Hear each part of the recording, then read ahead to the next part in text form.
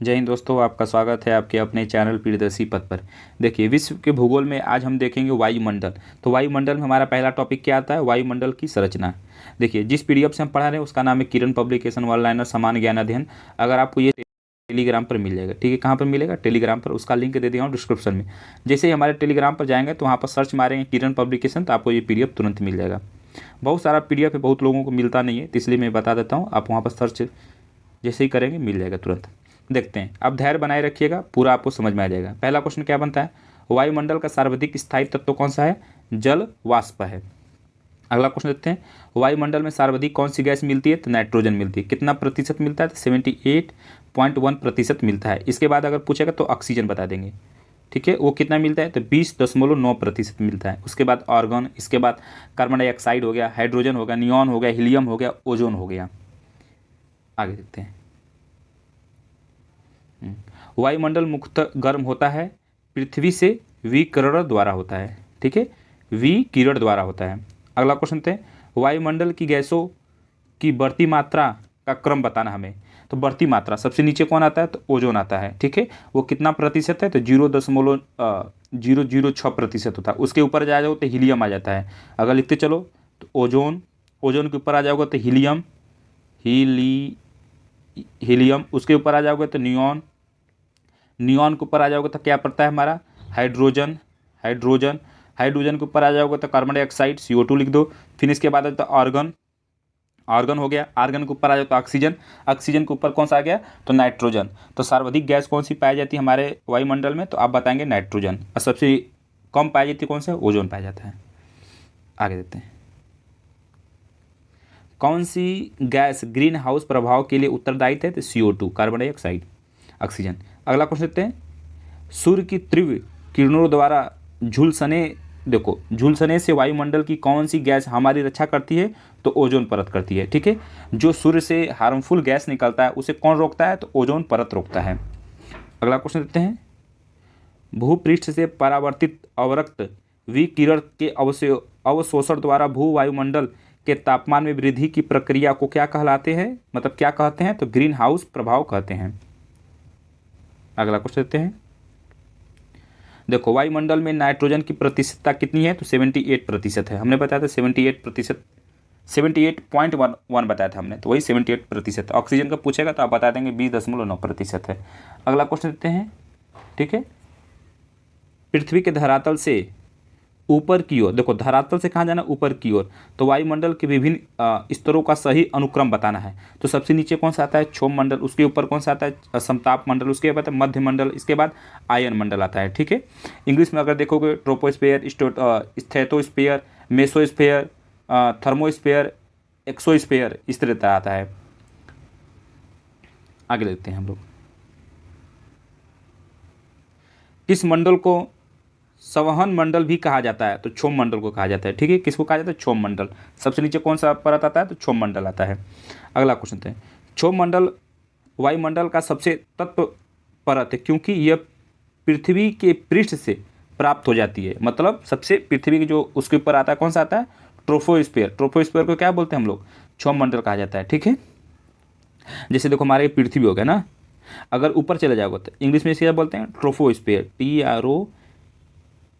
TROPOSHER, troposphere है। Spelling भी गलत लिख रहे हैं हम। ट्रोपोस्फेयर, TROPOSPHER, ट्रोपोस्फेयर, ठीक है। ये हमारा हो गया। तो ये कौन सा पड़ता है? ट्रोपोस्फेयर पड़ता है। इसकी रेंज अगर पूछेगा तो आप बता देंगे 0 से लेकर 12 किलोमीटर तक कौन सा पड़ता है? ट्रोपोस्फेयर पड़ता है। उसके ऊपर आ जाओगे ना तो ये हमारा पड़ता है ओजोन लेयर पड़ता है, ठीक है ना। 20 से 30 के रेंज में ये पड़ता है हमारा ओजोन लेयर पड़ता है। ओजोन लेयर के ऊपर जाओगे तो स्ट्रेटोस्फेयर पड़ता है हमारा। आगे देते हैं, क्षोभ मंडल एवं सप्ताह मंडल के बीच स्थित संक्रमण क्षेत्र को क्या कहा जाता है? तो मध्य सीमा कहा जाता है। कौन सा क्या कहा जाता है? मध्य सीमा कहा जाता है। मध्य सीमा किसके किसके बीच में पड़ता है? तो क्षोभ मंडल और समताप मंडल के बीच में। पृथ्वी के वायुमंडल का सर्वाधिक घनत्व कहाँ पर होता है? तो क्षोभ मंडल में होता है। कहाँ पर होता है? क्षोभ मंडल में होता है। देखो क्षोभ मंडल में जो होता है ना, वो एरोप्लेन, जहाज, ये सब उड़ते हैं। फाइटर जो जहाज होते हैं, लड़ाकू जो जहाज होते हैं, वो ट्रोपोस्फेयर से ऊपर वाले परत में लड़ते हैं, यानी कि क्षोभ मंडल के ऊपर वाले परत में लड़ते हैं। वायुमंडल में दैनिक मौसम परिवर्तन किसके कारण होता है? तो क्षोभ मंडल के कारण होता है। आगे देखते हैं हम लोग, ठीक है। देखो क्षोभ मंडल या ट्रोपोस्फेयर उसको इंग्लिश में बोलते हैं। आगे देखते हैं हम लोग। वायुमंडल में दैनिक मौसम परिवर्तन किसके कारण होता है? तो किसके कारण होता है? तो क्षोभ मंडल के कारण होता है। ठीक है, किसके कारण होता है? क्षोभ मंडल के कारण होता है। अगला क्वेश्चन देखते हैं। मेघ गर्जन वायुमंडल की किस परत में होता है? तो क्षोभ मंडल में होता है। अगला क्वेश्चन देखते हैं।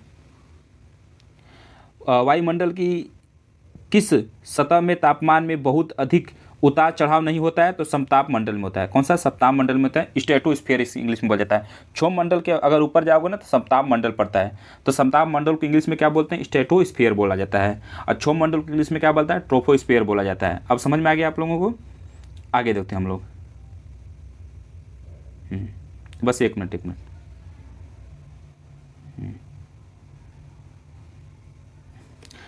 बस हो गया। तो ओजोन परत पाई जाती है कहाँ? समताप मंडल में पाई जाती है। समताप मंडल में पाई जाती है। देखो हमने बताया था ओजोन परत कहाँ मिलता है, देखना ध्यान। ये हमारा पृथ्वी हो गया। तो पृथ्वी के अगर ऊपर आ जाओगे तो हमारा क्या होगा? क्षोभ मंडल हो गया। ठीक है, क्षोभ मंडल को ऊपर आ जाओगे तो हमारा क्या पता है? उसके ऊपर ये हमारा 10 से 12 किलोमीटर। इसके बाद जाओगे तो 50 किलोमीटर, तो यानी कि 12 से 50 किलोमीटर के बीच अगर जाओगे तो ये कौन सा पड़ता है? समताप मंडल पड़ता है। तो इसी के बीच में ये हमारा पड़ता है क्या? ओजोन परत मिलता है। ठीक है, कौन सा पड़ता है? ओजोन परत मिलता है। ओजोन परत का काम क्या रहता है? जो सूर्य से हार्मफुल गैस निकलती है उसे रोकता कौन है? तो ओजोन परत रोकता है। बाहरी वायुमंडल में ओजोन की परत हमारी मदद करती है पराबैंगनी किरणों का अवशोषण करने में। ये कहाँ से निकलता है? तो ये किरण कहाँ से निकलता है? सूरज से निकलता है, सूर्य से। समुद्र तल पर औसत वायु दाब कितना होता है? तो 1013.25 मिली बार होता है। वायु दाब प्रातः सर्वाधिक होता है जब वायु होती है किसी ठंडी तथा शुष्क। अगला क्वेश्चन है, वायु दाब में अचानक आने वाली कमी किसका सूचक होती है? तो तूफानी मौसम का होता है ना। अगर वायु दाब में अचानक से कोई कमी आ जाता है तो समझ जाओ कि मतलब तूफानी मतलब मौसम है। अगला क्वेश्चन देखते हैं। समान वायु दाब पाया जाता है सागर तल पर। ग्लोब पर दाब कटिबंधों की संख्या कितनी होती है? 7। ठीक है। विषुवती निम्न दाब पेटी का विस्तार विषुवत रेखा के दोनों और कितने अक्षांश पर मिलता है? तो 5 डिग्री अक्षांश पर मिलता है। देखो विषुवत रेखा किसे कहते हैं? देखो यहाँ पर हमने अक्षांश और देशांतर के बारे में पढ़ा हुआ था। यहाँ पर देखो 0 डिग्री होता है, तो 0 डिग्री को भूमध्य रेखा बोलो चाहे विषुवत रेखा बोलो। अगला क्वेश्चन देते हैं। डोल ट्रम्प पेटी का विस्तार समांतर पाया जाता है। अब 5 डिग्री उत्तर 5 डिग्री दक्षिण में पाया जाता है। मतलब कि ये देखो यहाँ पर 0 डिग्री अक्षांश हो गया। अगर ऊपर जाओगे तो 5 डिग्री ऊपर चले जाओगे, 5 डिग्री नीचे, यानी उत्तर और दक्षिण ये वाले बीच को क्या बोलते हैं?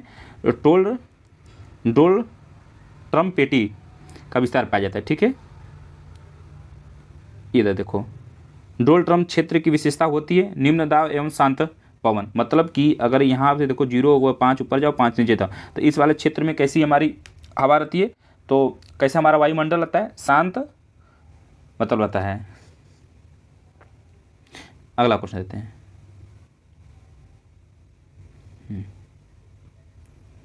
शांत पेटी किस रेखा के दोनों ओर पाई जाती है? तो भूमध्य रेखा के। देखो भूमध्य रेखा यहाँ पर दे दिया, विषुवत रेखा बोलो चाहे भूमध्य रेखा। तो शांत पेटी किस रेखा के दोनों ओर पाई जाती है? तो भूमध्य रेखा। समझ में आ गया? तो ऊपर 5 जाओगे तो नीचे 5, ये वाला क्षेत्र को शांत पेटी कहा जाता है। यहीं पर शांत हवा बहती है। ओजोन परत पृथ्वी के करीब ऊंचाई पर कितना रहता है? तो 20 किलोमीटर होता है। ठीक है, देखो हमने बताया था कि 12 किलोमीटर तक हमारा ये रहता है क्षोभ मंडल रहता है। तो क्षोभ मंडल के जैसे ऊपर जाओगे तो ये हमारा कौन सा पड़ता है? ओजोन परत आ जाता है। यानी कि पृथ्वी से अगर इसकी औसतम ऊंचाई कितनी होगी? तो 20 किलोमीटर तक, यानी कि 20 किलोमीटर ऊपर कौन सा परत है? तो ओजोन परत है। आगे जेट धाराएं प्रातः कहाँ पाई जाती हैं? क्षोभ सीमा पर पाई जाती हैं। मतलब जेट धाराएं जो फाइटर लड़ाकू वाले रहते हैं ना, तो क्षोभ मंडल के ऊपर वाली सीमा पर ही पाया जाता है।